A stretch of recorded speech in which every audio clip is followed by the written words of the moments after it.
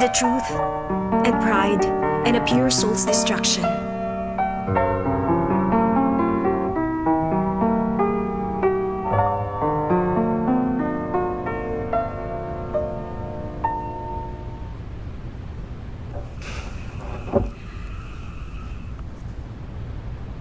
Ang halaga ng kaluluwa ng isang tao, masusukat ba kung marunong siyang magpiano? Sa pamilyang kinalakihan niya? O sa tatak ng kasuotan niya? Ano ngayon kung marunong ako magpiano? Para malaman niyo, isa lang ang alam kong piyesa. Eh ano naman?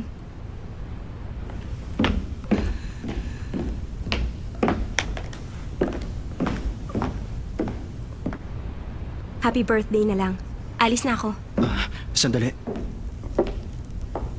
Asa, alam mo ba ang ginagawa mo? Hindi mo ba alam kung anong katayuan mo sa buhay? At nagsinungaling pa kayo sa aking anak siya ng CEO. Anong gusto niyong palabasin? Hindi nga siya anak ng CEO. At yun ay hindi importante sa akin. Tumahimik ka! Kapag pinagpatuloy mo ito, may iba ka sa ating pamilya. Nababaliw ka sa isang walang kwentang babaeng tulad niya? Anong sasabihin mo sa iyong ama? Mahal ko po si Sanchay. Ayoko na ibang babae. Siya ang para sa akin. Tigilan mo ang kalokohan mo, Asa! Madam, tama na po yan. Hindi naman po kami. Huwag kang makialam sa amin. Usapang pampamilya lang ito. Umalis ka na! Makakaalis ka na ngayon din!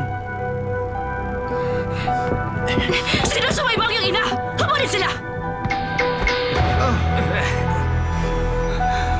Auntie, Umalis ka riyan! Sanchay! Ang bag mo! Tumigil kayo! Hindi ko mapapayagan ito! Inuutosan ko kayo!